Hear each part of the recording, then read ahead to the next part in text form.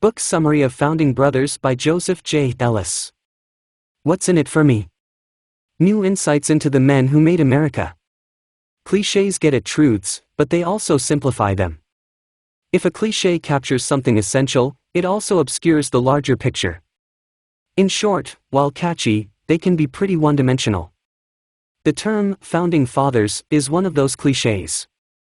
Remarkable statesmen like Benjamin Franklin, Alexander Hamilton, James Madison, and Thomas Jefferson, the founders we'll be looking at here, can claim paternity of the United States. That much of the story is true. But to leave it at that doesn't do the whole story justice. Historian Joseph Ellis's Founding Brothers gives us a fuller narrative of America's founders. In his telling, men like Franklin, Madison, and Hamilton aren't all-seeing patriarchs issuing wise guidance to an infant nation. They're brothers-in-arms in a struggle whose outcome was never certain. This isn't a contrarian argument. Ellis doesn't deny their genius. But the picture he paints is far from one-dimensional. These revolutionaries were far-sighted, but they were also human. They made mistakes. They gambled. They followed their instincts. They could compromise, but they could also be unrelenting. Most of all, though, they held each other to high standards. And that's the thread we'll be following in this book summary to Founding Brothers by Joseph J. Ellis. The revolution had high stakes, the very future of humanity depended on it, these men thought. There was only one chance to get it right, which is why the clashes between them were so highly charged. Along the way, you'll learn why virtue was so important to America's revolutionary generation, how Washington was chosen as the nation's new capital, and why the country's leading statement didn't abolish slavery straight away. 1776, a utopian wager. History is much more than a collection of facts and a record of dates. It's also our way of illuminating the present, of finding out how we got here and how our world was made. But the past doesn't lead inevitably into the present. There are always forks in the road, and not every road leads to Rome. At each turn, our forebears made decisions. They had different paths to choose from, and different futures to discover. So let's turn back to one of those moments, the year 1775. We're in North America. 13 colonies belonging to the globe's greatest military power, the British Empire, decide to throw off the colonial yoke. They take up arms. A year later, in 1776, they explain their motives in what will become a world-famous document, the Declaration of Independence. Because we know what happened next, it's hard to appreciate the stakes of this utopian wager. Going up against the British Army and Navy was an act of almost suicidal defiance. Victory eventually came in 1783, but only after the American revolutionaries had come perilously close to defeat on several occasions. But those revolutionaries weren't just taking on a superior military force. As they saw it, they were also challenging the very course of human history up to that point. Let's zoom in on the revolutionary generation, our founding brothers. Before we discuss any individuals, let's look into something they all shared. It was a way of thinking about the world. A common ideal that illuminated their collective actions. It was called republicanism. A republic is a state in which the people, the citizens, rule themselves by electing representatives. They are their own masters. They can replace their government, which is an expression of the collective will of all citizens and a servant of the people. Today, we'd call it a democracy. The opposite of a republic is a monarchy, a catch-all that describes absolutist states in which there are no citizens, only subjects. These governments cannot be replaced, they must simply be obeyed. In 1776, the world was ruled by monarchies, as it had been for most of human history. There were exceptions to this rule, like the Roman Republic in ancient times, and American revolutionaries loved these exceptions. They were the bright spots of liberty in a sea of darkness and despotism. But the revolutionaries wondered, why exactly were free states so rare? And why did they inevitably collapse into absolutism? How was it that would-be dictators succeeded in overthrowing republics like Rome and turning them into unfree monarchies? The answer the American revolutionaries came up with hinged on virtue. Vigilance, a republican virtue. A despot doesn't need to be virtuous to win loyalty or obedience. He has absolute power. Rebellious subjects can be thrown in dungeons, or sent to the gallows, and there aren't impartial juries to judge their fate. A dictator's will is law, a monarch always has the last word. Nor do the subjects of despots need to be virtuous, in fact, it helps if they're selfish and corrupt. If a despot grants them tracts of profitable land, or a monopoly to sell luxury goods, they're not going to insist on their neighbors having the same rights. People without strong moral values are easy to buy. So what about republics? Well, that's a completely different story. To win and keep the loyalty of citizens, republican governments must be virtuous. If they don't treat all equally, follow their own laws, or act in the common interest, citizens have a right to replace them either by election or revolution. And a republic's citizens must also be virtuous. If they are too selfish or corrupt, they'll favor their own interests above those of their neighbors and break the bonds of trust that sustain power sharing. The result, civil war and the death of the republic.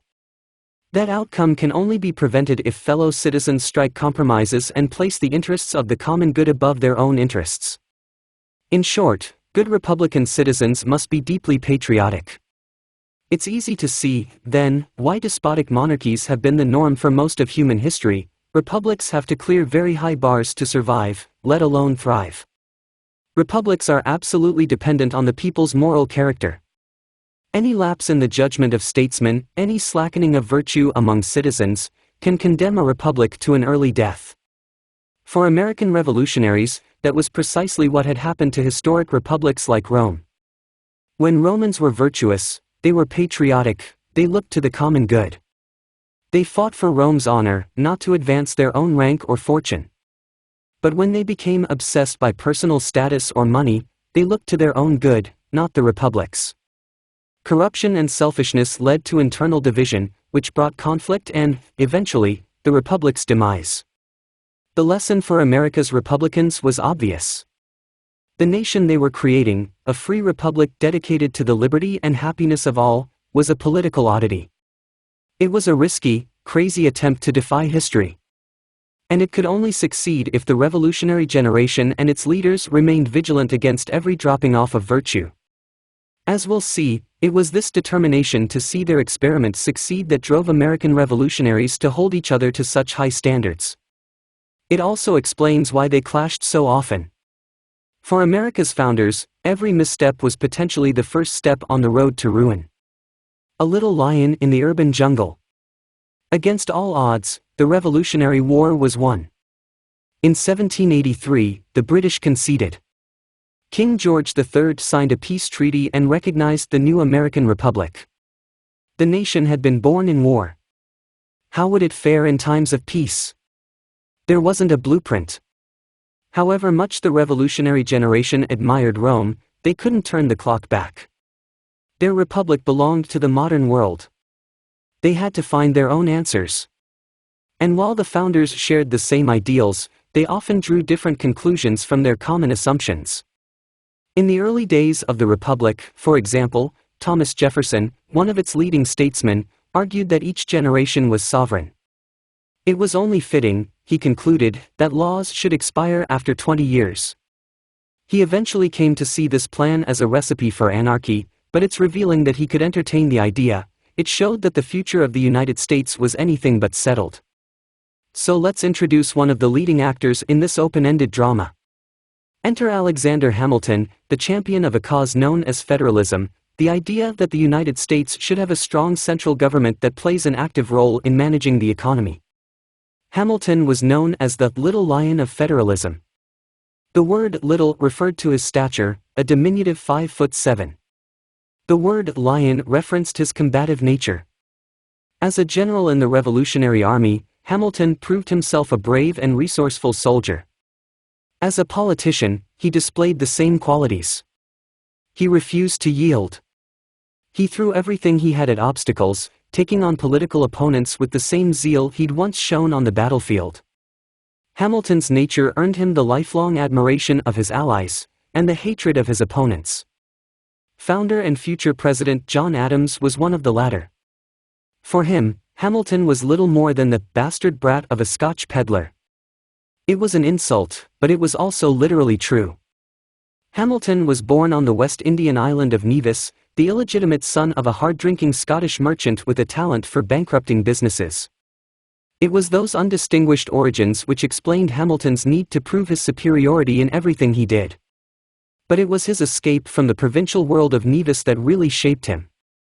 Hamilton rose through society after being given a chance to prove himself in the New York offices of merchants, bankers, and industrialists, the urban business elite.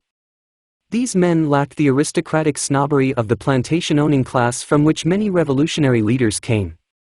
Unlike those gentlemen, they wanted to create rather than conserve. Hamilton didn't just admire them, he believed they represented the future. This idea, that it was in the cities, the home of industry, that America's fortune would be made, was at the heart of Hamilton's federalism. Hamilton encounters an immovable obstacle. There's an old idea in politics which says that crises can be opportunities, if politicians seize the initiative. When a crisis hit the United States in the 1780s, Hamilton tried to do just that. America was broke. The war had dragged on for 8 long years and the Republic had borrowed heavily to pay and arm its soldiers. By 1789, it owed its creditors $80 million. To put that in perspective, it raised less than $3 million in revenue. If the United States didn't pay down its debts, its credit rating would suffer. That would make it much harder to borrow money in the future. But debt repayments were devolved, each of the 13 states was responsible for what it owed. Some states, like Virginia, could clear their debts, others, like Rhode Island, were close to bankruptcy. Hamilton believed this state of affairs risked carving the United States up into separate economic zones. Investors might trust Virginia with their money, but states like Rhode Island would stagnate. That undermined national unity. How, though, could investors be convinced to invest their capital in the entire startup nation that was the United States? Hamilton's answer was called assumption. The federal government would assume, that is, take on, all 13 states' debts. Instead of 13 separate ledgers, there would be just one. Since the central government had more resources at its disposal than individual states, lenders would be more confident that debts would be repaid. Less risk meant lower interest rates, easier access to credit, and more investment. Win-win, right? Hamilton, the friend of industry, thought so. But a Virginian gentleman, a representative of that state's plantation-owning aristocracy, disagreed. His name was James Madison. Madison was small and frail. He weighed just 140 pounds and was often ill. He spoke softly and plainly, rejecting the high-minded revolutionary rhetoric of his peers. In short, he was anything but charismatic. But his unassuming appearance and manner concealed a shrewd mind. He didn't need rhetoric or the force of personality, his inoffensive arguments nearly always won the day anyway. Madison, then, was a formidable opponent. And on the question of debt, he was resolutely opposed to Hamilton's plans. Virginia had already paid off its debts, he pointed out, and it would be unfair if the state now also had to contribute to repaying the debts of other states. But that pragmatic economic argument concealed a deeper disagreement about the political future of the United States. Hamilton's plan gave the federal government ultimate authority over the economies of individual states. The British had ruled America as a tax colony, channeling American taxes into their treasury in distant London. So, he proposed to do the same to states like Virginia, whose taxes would now fund an unaccountable government in faraway New York. Wasn't that also a form of tyranny? Madison, like many Southerners, thought it was. A famous dinner leads to a famous compromise. Hamilton and Madison had reached a deadlock, then. Each accused the other of betrayal. One risked the very survival of the Revolutionary Republic, the other was putting it on the path to tyranny. Enter Thomas Jefferson, the third character in our drama. Jefferson loomed over Hamilton and Madison, literally and figuratively. Measuring 6'2", he was the tallest of the three. He was also around a decade older than Hamilton and Madison, who treated him with the respect they believed they owed to an older brother. Jefferson was a man of high standards and few words. During the war, when he was the governor of Virginia, British troops forced him to abandon the state capital, which they promptly burned to the ground. Jefferson was cleared of any wrongdoing, but he withdrew from public life after that, taking up a diplomatic post in France. It was only in 1789, at the personal request of the President, George Washington, that he left his self-imposed exile and returned to the political front lines. In 1790, Jefferson repaid Washington's faith in him by defusing the conflict between Hamilton and Madison, a conflict that threatened to derail America's political experiment. Jefferson invited both men to dinner that summer to see if they couldn't reach an agreement. Having spent several years in France, Jefferson knew that the United States wouldn't be taken seriously in Europe's capitals until her foreign debts had been cleared. But he also knew that Madison wouldn't be won over by purely economic arguments. There would have to be a political compromise. What kind, though? The question Jefferson honed in on was a question that had provoked endless debate in the country: the site of the future capital of the United States. Each state and city found reasons why it deserved such an honor. Pennsylvanians said the capital ought to be at the geographic center of the nation, which just so happened to be Pennsylvania. New Yorkers, Bostonians, and Philadelphians had other, equally ingenious and self-serving arguments. Virginians like Madison, though, made a more high-minded case for their state. They believed that the river Potomac fed into the Mississippi, which made Virginia a gateway to the continent's vast interior. The future of the United States, they said, lay in the West, and building the capital on the banks of the Potomac was a fitting symbol of the nation's divine mission to colonize that interior. Geographically, this was nonsense. The Potomac doesn't feed into the Mississippi, and many Americans mocked Virginians for their provincial romanticism. In the words of one Northern senator, Madison had confused the Potomac with the Euphrates flowing through paradise. By 1790, he had all but admitted defeat. Only a stroke of fortune, he said, could save the plan. And that's when a letter inviting him to dine with Alexander Hamilton at Thomas Jefferson's residence arrived. The rest is history. Madison agreed that the federal government would take on the state's debts. In return, he got his capital on the Potomac, today's Washington. The federal government could levy its taxes, but it would remain close to Virginians. This was the Compromise of 1790. An existential crisis to the infant republic had been averted. The great experiment continued. The moral conscience of the Revolution. We hold these truths to be self-evident, that all men are created equal. Those are the famous words of the Declaration of Independence, the document which announced the American Revolution in 1776. All men, it continues, have certain unalienable rights, rights that cannot be denied or taken away. They include the right to life, liberty, and the pursuit of happiness.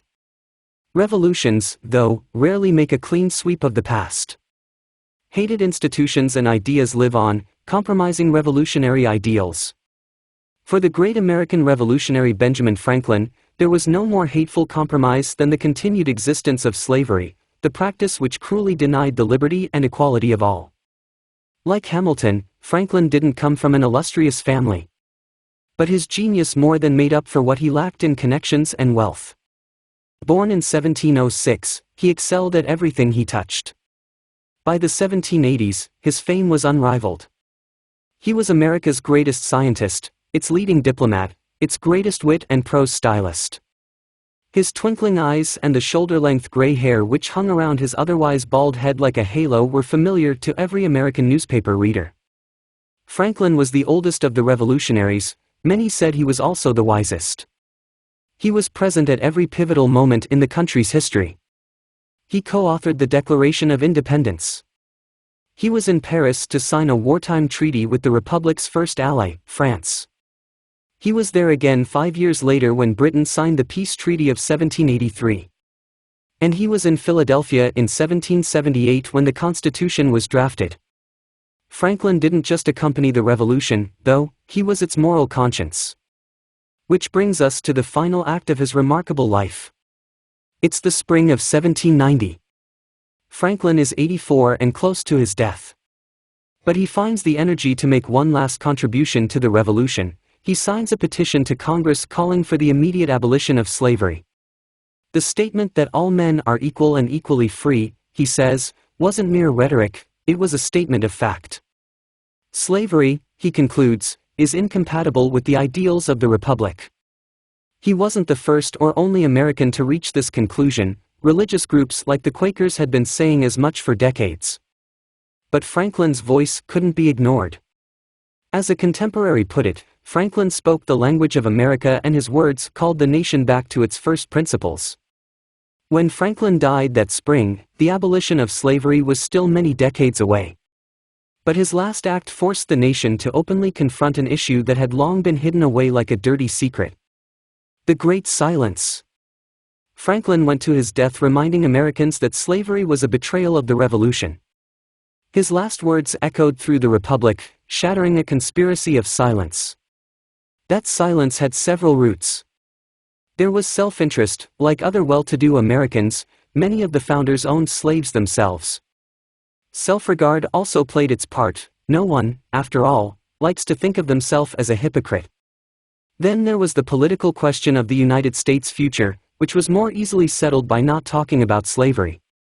When the Constitution was drafted in 1787, a divide opened up between northern and southern states. The former were on the way to abolishing slavery.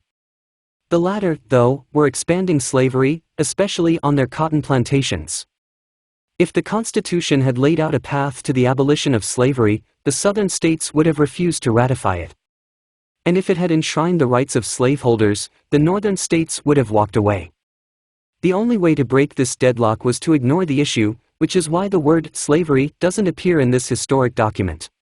Put differently, the very survival of the Republic at this critical moment hinged on a kind of gentleman's agreement not to broach this divisive topic.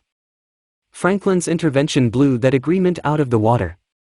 As Madison saw it, he had risked the survival of the United States, a fear that was confirmed when politicians from southern states began talking about declaring their independence. Madison said there was no point in sowing division around slavery. The practice had been outlawed in the northern states, and it was only a matter of time before the southern states joined them. Why? In a word, economics. Madison had convinced himself that slavery wasn't efficient enough to remain profitable for long. Secure in this belief, he set about convincing northern abolitionists to drop the issue while reassuring southern politicians that their states' interests would be guaranteed. When petitions like Franklin's were finally debated, Congress agreed that the federal government would give up its right to intervene in the question of slavery until at least 1808. Politically, this compromise served its purpose. The unity of the nation was preserved. But that unity came at a high price. The idea that slavery was destined to disappear was wrong. Slave plantations became more efficient and thus more profitable to their owners, who brought more slaves into the southern states. The larger the slave population grew, the harder it became to imagine how slavery could be abolished, since everyone agreed that slave owners would be compensated. Where was the government supposed to get the money from? Few abolitionists had an answer to that question. Madison had argued that the window of opportunity to destroy slavery was just opening and urged abolitionists to be patient. But Franklin's view was the correct one. That window was closing in 1790. Madison did get one thing right, though. As he had foreseen, abolishing slavery proved to be hugely divisive. As we know, the matter was only resolved at the end of a brutal and bloody civil war. Over 500,000 Americans perished in that conflict, but the United States endured. Would it have been able to survive a similar crisis in the 1790s? We can only speculate. Final summary. The most important thing to remember from all this is that history looks certain when we look back at it from the present. It's as though there's a straight path from the American Revolution to the United States of today. For the founders of that nation, though, nothing was certain. As they saw it, the chances of failure were high. That was the nature of their audacious political experiment. They had to make it up as they went along, one bitter clash and painful compromise at a time. That they succeeded isn't evidence of their superhuman genius, but their deeply human determination. Thank you very much for listening.